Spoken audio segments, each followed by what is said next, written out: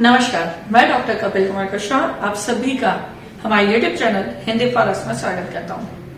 Previous class में हमने देखा था सीरीज रेजोनेंस के बारे में। आज हम पढ़ेंगे parallel resonance, parallel RLC resonance circuit और we can say that current resonance circuit के बारे में। पैरेलल का मतलब कि हमारे सारे जो कंपोनेंट है दैट मीन्स आरएलसी तीनों क्या होने चाहिए, पैरेलली कनेक्ट होने चाहिए। तो इस टाइप के रेजोनेंस सर्किट में हमें क्या है, हमने सभी सर्किट को या सभी कंपोनेंट को आपस में क्या कर लिया है, पैरेलली कनेक्ट किया है। That is R. Now next one is L and other one is C. Clear? ये तीनों एलिमेंट जो है हमारे वो क्या करेंगे, पैरेलल। ठीक है, इनके साथ हमने एक एसी सिग्नल को क्या कर दिया है, पैरेलली कनेक्ट कर दिया। That is V. ये हमारा क्या है, एक ऐसी सिग्नल है जिस पर हमारे तीनों कंपोनेंट आर एल और सी ये तीनों क्या है, पैरेलली कनेक्टेड है। मीन्स कि ये भी वोल्टेज इन तीनों पर इक्वली डिस्ट्रीब्यूट होगा। क्यों? क्योंकि ये सभी एक कॉमन पॉइंट से कनेक्टेड है। इन तीनों कंपोनेंट का एक एक टर्मिनल आपस में कनेक्ट होकर वी से कनेक्ट है और तीनों का नेक्स्ट टर्मिनल, सेकेंड टर्मिनल भी आपस में कनेक्ट होकर वी से। इट मीन्स कि इस तीनों कंपोनेंट पर एक इक्वल वोल्टेज भी अप्लाई होगा। क्लियर? नाउ इसके कारण क्या होगा, यहां पर एक्चुअली क्या हो रहा है, करंट, यहाँ करंट क्या हो रहा है, डिवाइड हो रहा है, तीन अलग अलग ब्रांच पर डिवाइड हो रहा है, जबकि वोल्टेज क्या है, सेम है। That is why it is known as current resonance. मान लीजिए यहां से फ्लो होने वाला करंट क्या है, आई। यहां से फ्लो होने वाला करंट क्या हो गया, आई आर। इससे फ्लो होने वाला आई एल और यहां से जो करंट फ्लो होगा that is I C current. Clear? तो according to KCL, Kirchhoff's current law क्या कहता है, that is I is equal to what, I is equal to I R, clear, plus I L plus I C. Clear ना? अब यहाँ पर case क्या होता है, हमें पता है कि जब भी हम इंडक्टर कैपेसिटर को एक साथ लगाते हैं तो इससे क्या होगा, करंट और वोल्टेज लीड एंड लैग करेंगे। क्लियर? हमें पता है कि इस एल में, इंडक्टर में जो करंट है वो कितने से 90 डिग्री से लैग करता है और इस कैपेसिटर सी में करंट जो है वो 90 डिग्री से क्या करता है, लीड करता है। दैट मीन्स कि हम कह सकते हैं, अगर हम फेजर डायग्राम की बात करें तो ये अगर हमारा क्या है, वोल्टेज वी है तो वी एल या आर एल के केस में आर जो है वो क्या, सेम फेज डिफरेंस, यानी कोई फेज डिफरेंस प्रोवाइड नहीं करता, तो उसमें करंट और वोल्टेज दोनों क्या होंगे, सेम डायरेक्शन में होंगे। दैट इज आई आर, यानी 0 डिग्री का फेज डिफरेंस। तो यहां पर आई क्या हो जाएगा, 0 degree. Now in case of inductor current जो है वो वोल्टेज से 90 डिग्री लैग करता है। इट मीन्स यहाँ पर फेज डिफरेंस कितने का होता है, 90 डिग्री। तो यहाँ फेज डिफरेंस कितने का हो जाएगा, दैट इज, हम फिर से लिख रहे इसे, आई टोटल एंगल थीटा, यानी कितना थीटा होगा, दैट इज आई आर में that is 0 degree plus I L में क्या है, 90 डिग्री से लैग करता है तो that is minus 90 degree, that is angle, plus IC में क्या होता है, करंट लीड करता है तो it is leading out of IC. ठीक है, ये कितना होता है, it is again 90 degree. So it is IC angle 90 degree. इस 90 डिग्री को हम किस टर्म से रिप्रेजेंट कर सकते हैं, वाया जे।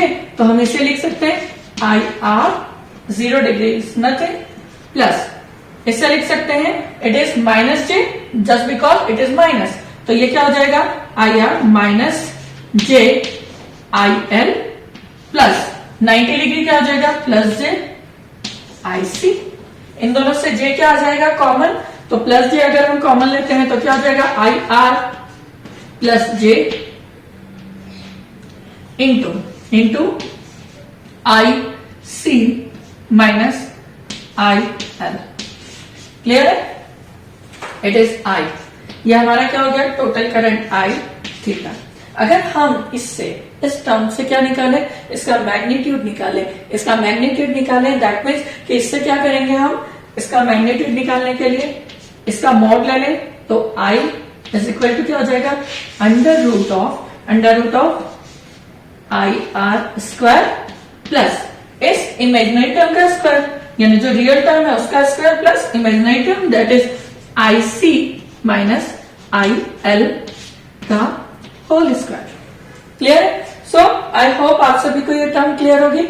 यानी आपका सर्किट क्या होगा, जब हमारे IC की वैल्यू IL से क्या हो, बड़ी हो। जब IC की वैल्यू IL से ज्यादा होगी, ऐसी सिचुएशन में हमारा जो सर्किट है यहाँ पर, इस सिचुएशन में हमारा जो सर्किट का फेजर डायग्राम होगा, मतलब इस सर्किट का फेजर डायग्राम क्या होगा, वो कुछ इस तरह का होगा। क्यों? क्योंकि IL जो है IC से क्या है, लेस है। क्लियर है? IL जो है IC से लेस है, दैट इज वाई हमारा सर्किट जो है वो किसकी तरह वर्क करेगा, एज अ कैपेसिटर। क्लियर? तो यहाँ पर जब IC is greater than IL, पर अगर यही सिचुएशन क्या हो, अपोजिट हो, IC क्या हो, छोटा हो किससे, IL से, तो हमारा सर्किट का फेजर डायग्राम जो होगा वो क्या होगा, कुछ इस तरह। क्लियर? तो it is IL is greater than IC। Clear? पर जब हमारे सर्किट में IL और IC दोनों की वैल्यू क्या हो जाए, इक्वल हो जाए, ऐसी सिचुएशन में ये टर्म क्या हो जाएगी, 0, और हमारा इक्वल करंट जो I है, टोटल करंट I किसके इक्वल हो जाएगा, दैट इज रेजिस्टिव नेटवर्क, और हमारा फेज डिफरेंस क्या हो जाएगा, 0, तो दैट इज 0। तो हमें इसी कंडीशन को, जब IL और IC की वैल्यू क्या हो जाए, इक्वल हो जाए, उसे हम क्या कहते हैं, resonance condition. So at that situation we know that IL बराबर क्या होगा, IC। अब ये जो IL बराबर IC है, हमें पता है I क्या होता है, I is equal to V by R। Clear है? पर यहां पर क्या है, R के प्लेस पर XL है, और यहां R के प्लेस पर क्या आ जाएगा, XC। ठीक है? तो इट इज V से V कैंसल, यानी XL minus XC। XL is equal to क्या होगा, XC होगा, तभी ये दोनों करंट की वैल्यू क्या हो जाएगी, सेम हो जाएगी। इससे जब आप इक्वल पुट करते हैं तो आपको पता है XL इज इक्वल टू कितना होता है, that is 2 pi F L, और it is again 1/2 pi F C. अगर आपको डायरेक्ट नहीं याद है तो आपको पता होना चाहिए, XL को क्या लिख सकते हैं हम, ओमेगा एल, और XC को हम क्या पुट कर सकते हैं, 1/ओमेगा सी, और ओमेगा की वैल्यू क्या आती है, दैट इज 2 पाई एफ, इसलिए हमने लिखा 2 pi F L is equal to 1/2 pi F C.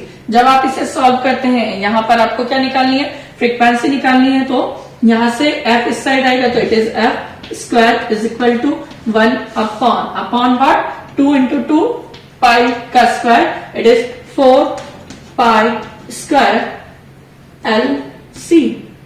So इसे आप कैलकुलेट करें तो f की वैल्यू जो आएगी, that is resonance frequency FR is equal to 1/, under root of, इस टोटल टर्म का अंडर रूट होगा, 2 का स्क्वायर होता है 4, मीन्स 4 का रूट कितना हो जाएगा, दैट इज 2, पाई स्क्वायर का हो जाएगा पाई, और under root L C. Clear? तो it is your resonance frequency. ये क्या हो गई हमारी resonance frequency.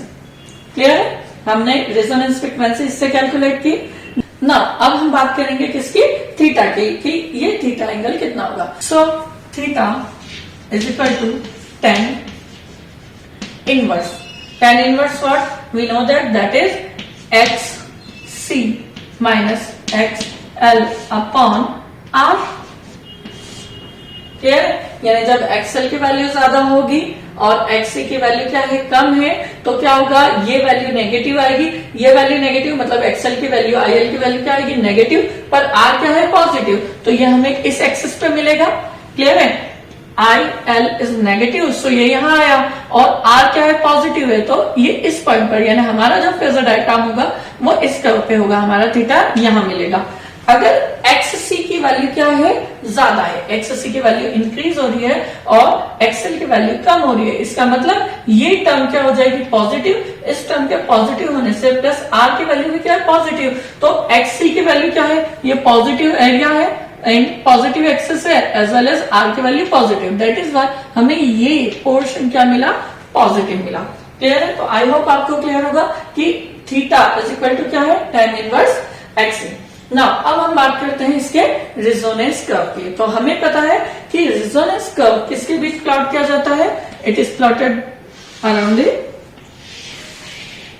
In frequency versus current I, it is plotted between frequency and current. जब हम इस पर्टिकुलर ग्राफ को प्लॉट करते हैं तो स्टार्टिंग हमें क्या मिलेगा, करंट की वैल्यू मैक्सिमम मिलेगी, और जैसे जैसे फ्रीक्वेंसी इंक्रीज होगी करंट की वैल्यू क्या होने लगेगी, डिक्रीज होने लगेगी, और एक सर्टेन फ्रीक्वेंसी के बाद आपके करंट की वैल्यू फिर से क्या होने लगेगी, आप इंक्रीज होने लगेगी। सो आपको कुछ इस तरह का कर्व आपके रीडिंग्स पर मिलेगा। नाउ ये जो पोर्शन है इस पर्टिकुलर जिस पॉइंट पर हमारे करंट की वैल्यू क्या होती है, मिनिमम होती है, इसी फ्रीक्वेंसी को कहा जाता है रेजोनेंस फ्रीक्वेंसी। ठीक है, यानी जब आपका रेजोनेंस कर्व पर या इस कर्व में जब आपके फ्रीक्वेंसी पर करंट की वैल्यू सबसे मिनिमम हो तो वो आपकी क्या कहलाएगी, रेजोनेंस फ्रीक्वेंसी। इस पर्टिकुलर केस में यहां पर इस सिचुएशन में हमारा इम्पीडेंस की वैल्यू क्या होती है, मैक्सिमम होती है। मतलब कि अगर हम यहीं पर फ्रीक्वेंसी वर्सेस इम्पीडेंस का अगर कर्व बनाए तो इस पर्टिकुलर सिचुएशन में हमारा जो रेजोनेंस होगा वो क्या होगा, मैक्सिमम होगा, जिसे हम इस ब्लू लाइन से रिप्रेजेंट कर रहे हैं। एंड जैसे जैसे आप क्या करते हैं, इम्पीडेंस कम करते जाएंगे, करंट की वैल्यू क्या होती जाएगी, बढ़ती जाएगी। यानी ये हमारा क्या है, that is impedance of Z. Clear, और it is our current. I hope आप सभी को ये रेजोनेंस कर्व क्लियर होगा। नाउ इस सिचुएशन में जब एफ आर मतलब रेजोनेंस फ्रीक्वेंसी के केस में हमारे करंट की वैल्यू क्या हो रही है, मिनिमम हो रही है, हम क्या कहते हैं, इसे कहा जाता है Z0 और Z मैक्स। इसके अलावा बैंडविड्थ होगी, bandwidth is equal to F2 minus F1 is their bandwidth, जिसे हम रिप्रेजेंट करते हैं डेल्टा F से। सो आई होप आप सभी को पैरेलल RLC सर्किट क्लियर होगा और इससे रिलेटेड टर्म्स क्लियर होंगे। सो आज की क्लास में इतना ही। Thank you.